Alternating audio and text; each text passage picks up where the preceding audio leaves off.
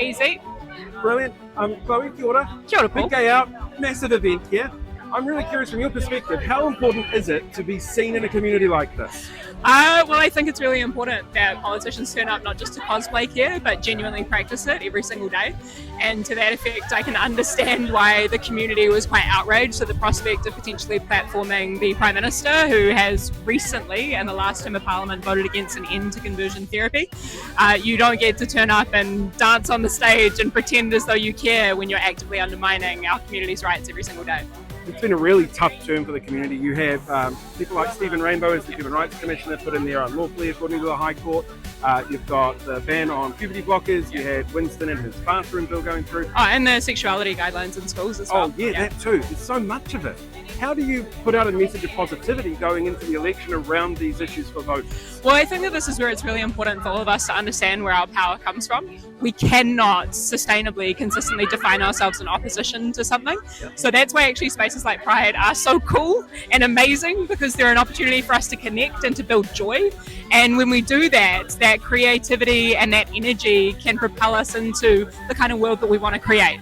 So I think it's all about defining ourselves by virtue of what it is that we want to do with our lives and who we are when we're working together. This year marks 40th anniversary, I think, of the homosexual law reform bill. Yep. So big event for that, getting everything out there.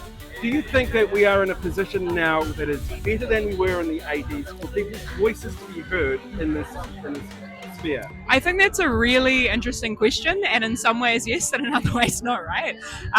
Very clearly we have spaces like this which have become kind of normalized for all intents and purposes, but we've also got, with a fragmented media and social media environment, a huge amount of controversy and outrage that is generated through the algorithms, which obviously the billionaires are juicing in order to sow discord amongst regular people. And I guess if we can have any message get out there to people across this country, to people across the world, gay people just want human rights. They just want to have food to eat. They want to have a roof over their head. They want the right to love in the same way that anybody else does. And if we can agree that those are things that are guaranteed for everyone, then we're in an incredible place as humanity to move forward. And final question for you. The rainbow community here is very young. They've grown up with it, they're a lot more comfortable with it, so you see a young age group here. They're disproportionately impacted by the disenfranchisement laws that we've seen pushed through Parliament for the last couple of weeks. How do you get out there and get these people enrolled, get them engaged, knowing that there's so many barriers deliberately being put in their way to vote? Yeah, well, I think it's really critical to firstly acknowledge, exactly as you have, that this is intentional voter suppression. The government lied to everybody when they told us that this was about faster turnaround for counting the votes.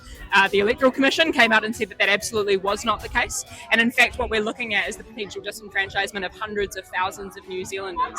So this is where it's important, again, for people to realise that voting is critically important, but more than that, it is connecting with our community. It is all of us having a shared sense of understanding of what it is that we want our country to be, because that's where we'll get the sustainable power in order to hold whoever is in government accountable. Because politics doesn't just happen every 3 years with a general election, it happens every single day with decisions that politicians make that saturate and shape our daily lives. So yeah, I guess the basic message is your landlord's voting, your boss is voting, Mike Hosking is voting, you better be voting.